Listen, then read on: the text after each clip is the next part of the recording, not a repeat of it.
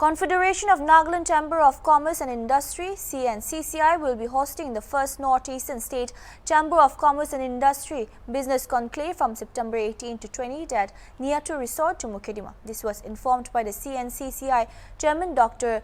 K. Kukha Muru while addressing the media here in Dimapur today, September 9. Dr. Muru said that the event will create opportunities for startups, entrepreneurs and focus on the untapped business prospects in Northeast. The three-day business conclave will see participants from all the Northeastern states, chambers of commerce. The Confederation of Nagaland Chamber of Commerce and Industry. We are organizing one conclave. This conclave is one of its kind, first in the Northeast, where the real stakeholders from all the 8 states of Northeast will be participating in this conclave. We have named it as first Northeastern States Chamber of Commerce and Industry Business Conclave. It's going to be a 3-day event with Honorable Chief Minister of Nagaland, Shri Nefirio, who will be gracing the function as the president of the event.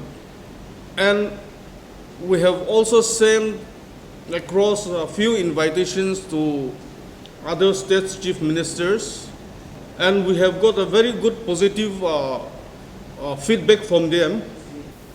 We are also having some academicians who will be well-known academicians from Northeast who will be speaking on the various issues. We are also having former diplomats who have served in various capacities in various parts of India, especially in Southeast Asia, who is expert in the Act East and Look East policy. So we have, and of course we have a closing ceremony which will be again graced by our advisor to CM, Shri Abu Mehta, who is also the chairman of IDEN, Investment Development Authority of Nagaland. Here I want to also say that it's going to be a 3-day event with the inaugural function on 18th. 19th will be a whole day business session where all the 8 states will be discussing various issues that we have concern in common. So 19th we are going to have a whole day session. 20th will be the day when we will be coming up together with certain platform that will try to work out action plan that we will be working out in first 2 days to be put into action. So, and then we will conclude the conclave with the closing ceremony. So these are few things. It is first of its kind initiative. The state body chambers are not just by designation and name. It is not just by nomenclature, but we are, this time this is the first of its kind meeting where every state that will be representing this meeting are the stakeholders of their respective states. There is an upbeat at the central level, also at the state level, in all the northeastern states. There is a political will. There is a business community who feels that it is long overdue, you know, that we need to come together at this manner. This idea was initially came out from the Confederation of Nagaland Chamber of Commerce, that this should happen because it is time. And we spoke with our counterpart, Assam, and they agreed with us. We jointly again initiated, and then it has been almost 2 years effort to come together this manner. There are many issues that has to be thrashed out. There are many issues that we can mutually benefit from each other. There are many issues that when coming together we can help ourselves as well as help each other. So these are the few focus areas that we are going to discuss. Now I want to also tell our media friends that it's not just going to be one of those conclave, one of those discussion, or one of those meetings. Enough of discussions, enough of conclave, enough of seminars and meeting has been carried out. And as I have said that we are the stakeholders, so we want to come up with action plan and try to implement it in whatever capacities and whatever way we can, involving our state governments as well as the union government. So these are few things we will be taking up in the conclave that is to be hosted in Nayatu Resort, Chumugitima, from 18 to 20th of this month. I think the first issue that we want to discuss is the convergence, the possibility of and the convergence of markets. Northeast itself is a big state, big market, but most of us, again, we end up being a small states, divided into small states. So if we, leaving aside Assam, if we consider then Nagaland is a small market, so is with the rest of the other states. Now, we don't try to explore each other's potentials and market. Rather, what we end up doing is we think beyond Northeast while leaving a big opportunity within us. And therefore, this is high time that we should try to explore each other market, try to protect each other, and then get the business, the best of the business from our market. That's one area of concern that we are going to address. This way, our competition will be not too high to compete with the rest of the nation or, internationally, but at least for the beginners, this could be a very good beginning for the entrepreneurs who are startups and those who are venturing into business. So these kind of opportunities we want to create. Secondly, we are also going to deliberate on the Act East policy of Government of India, which was formerly known as Look-East policy. Now, the reality is that we have been talking about Act East for last so many years, but most of us are unaware that things have started rolling, Almost 80, hundreds of Tata Mobiles comes down from Moreh to Dimapur. Almost hundreds of truck crosses Nagaland, Manipur, Nagaland, Assam, and goes to rest of India. Now, if we look into it, the Act East has started rolling.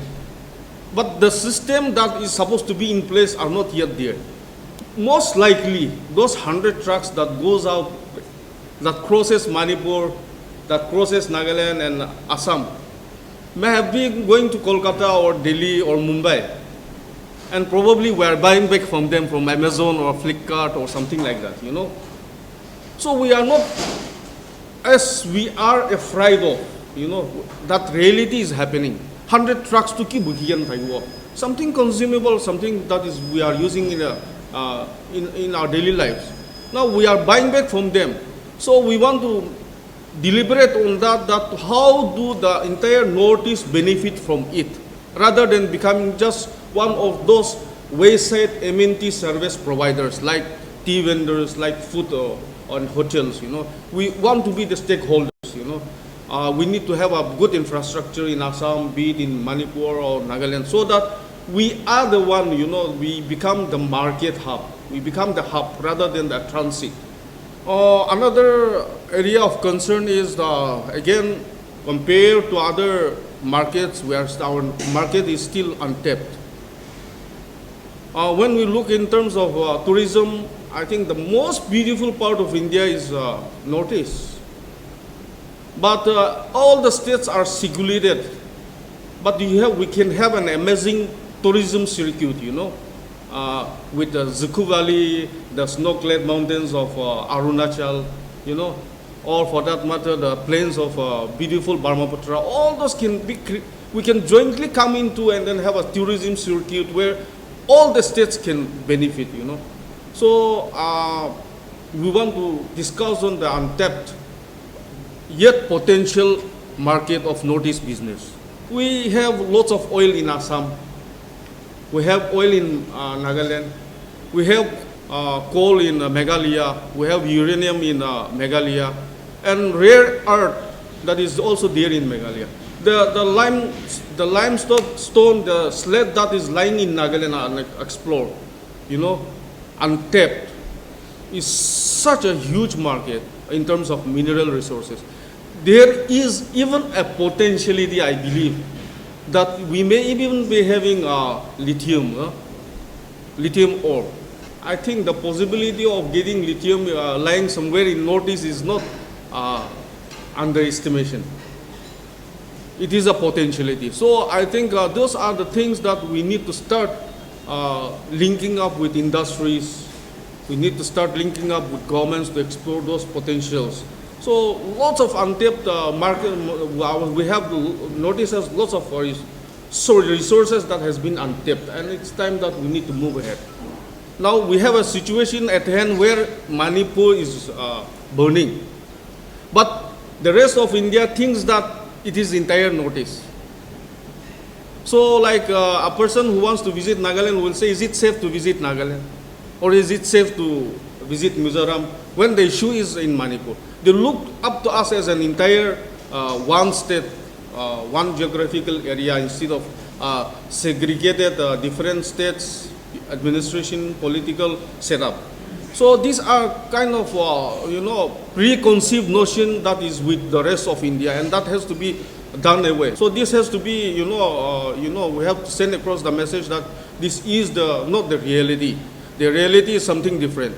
Itu ECTA, we need to address, we are trying to address that. Number two, on the issue of the insurgency problem, I think not only Nagaland, but it is spread out across northeastern states. And here again, we will be making a very important decision on this, because unless the law and order situations and these movements, the government of India settles it, and we are at peace, I think the moving ahead will be too difficult. And a single state shouting all along doesn't make much difference. So here we are coming together to even jointly try to impress upon the various stakeholders, both be it at the center or state or the various groups, factions, that it is time that we need peace. It has to be, the issues has to be resolved. So we want to jointly push this agenda as well. We will be having six invited delegates from each state, but we are not limiting the participants. In a sense, 6 delegates will be their stay, everything will be looked after by the CNC side. The rest of the participants, they will bear their own expenses, but they are not limited. For example, our counterpart like Manipur has already said that their number will be about 10 of the participants. So we are looking at a larger, every chamber is so excited. We are likely to have more numbers than the invitation extended. So leaving aside that, we will also be having our 16 district chambers office bearers, 5 in each state district will be attending the conclave. But again, the business session will be restricted to the 8 states.